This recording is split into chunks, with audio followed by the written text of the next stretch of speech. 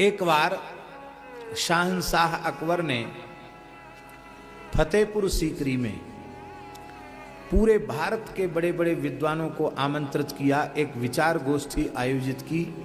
उस विचार गोष्ठी का विषय था गंगा जी बड़ी हैं कि यमुना जी। दिल्ली यमुना किनारे, आगरा यमुना किनारे, ब्रज यमुना जी की गोद में, तो दोनों की महिमा में श्रेष्ठ कौन है? गंगा जी श्रेष्ठ हैं कि श्री यमुना जी श्रेष्ठ हैं? देखो भाई, रसास्वादन के भाव से यह कहा जा रहा है, दोनों में भेद नहीं है।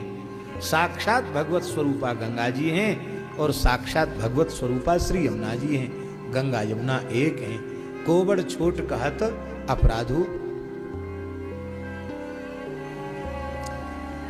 लेकिन अब बादशाह का भाव मन विचार गोष्ठी आयोजित हुई। जो जमुना किनारे के विद्वान थे वो तो जमुना जी की महिमा गा रहे थे, जैसे हम गा रहे हैं। जमुना जी के पुलन में ही तो निवास है, मलुकपीठ यमुना जी के पुलन में ही तो है। और हमारे गुरुदेव भी पूरे जीवन प्रायः यमुना जी के तट पर ही रहे और यमुना जी में ही समाधि ग्रहण की। तो हम लोग तो यमुना जी के विशेष कृपा भाजन हैं।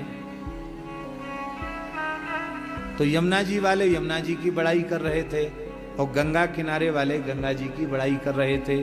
निर्णय नहीं हो पा रहा था। पुराणों में दोनों की महिमा के वचन हैं। अब जब निर्णय नहीं हुआ, 3 दिन में भी लगातार विचार गोष्ठी चली, निर्णय नहीं हुआ, तब सबने विचार किया कि कोई ऐसा विद्वान है जिसकी बात सब मानते हो? बोले हाँ। श्रीमद् चैतन्य महाप्रभु की परंपरा में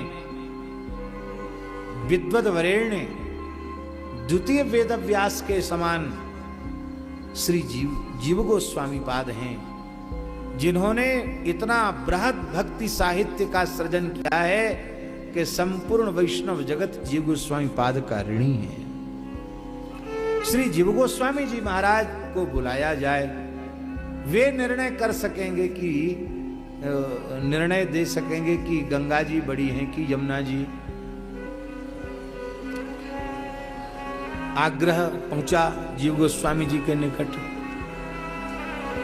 जीव गोस्वामी जी बोले, हम तो वृंदावन के बाहर जाते नहीं, पर इतना आग्रह है, सत्संग है, तो कोई बात नहीं, एक शर्त पर चल सकते हैं। सूर्यास्त होने के पहले पहले रोज हमको वृंदावन पहुंचाना पड़ेगा। बादशाह के पास क्या कमी? अच्छे किस्म के घोड़े, तेज दौड़ने वाले, उस रथ पर सवार होकर के श्री जीव गोस्वामी जी जाते, अब प्रवचन करते। आश्चर्य की बात है, जीव गोस्वामी जी ने जब प्रवचन आरंभ किया तो गंगा जी की महिमा कहने लगे। अब जमुना जी वालों को बड़ी निराशा हुई। लो, बुलाया था इनको इसलिए कि ये महान वृंदावन के रसिक संत हैं, आचार्य हैं, ये यमुना जी की महिमा गाएंगे, लेकिन ये भी पता नहीं क्या हो गया इनको। लगातार 3 दिन तक गंगा जी की महिमा जीव गोस्वामी जी गाते रहे। अब निर्णय का क्षण आया। यमुना जी की भी महिमा बीच बीच में गाई, पर गंगा जी की ज्यादा महिमा गाई। अब अंतिम में बोले बादशाह अकबर, हमारी दृष्टि में तो भेद है नहीं, क्योंकि दोनों भगवत स्वरूपा हैं, किंतु इस गोष्ठी का विषय ही यही है। तब एक प्रश्न हम आपसे करते हैं, आपको न्याय देना पड़ेगा। हाँ हाँ बोलिए महाराज, क्या पूछते हैं? तो जीव गोस्वामी जी ने कहा कि आप अपनी बेगम साहिबा को अधिक श्रेष्ठ मानते हैं कि आपके चरणों में उपस्थित रहकर जो आपकी चरण सेवा करती है उसे श्रेष्ठ मानते हैं? किसे श्रेष्ठ मानते हैं? बादशाह ने कहा, ये भी कोई पूछने की बात है?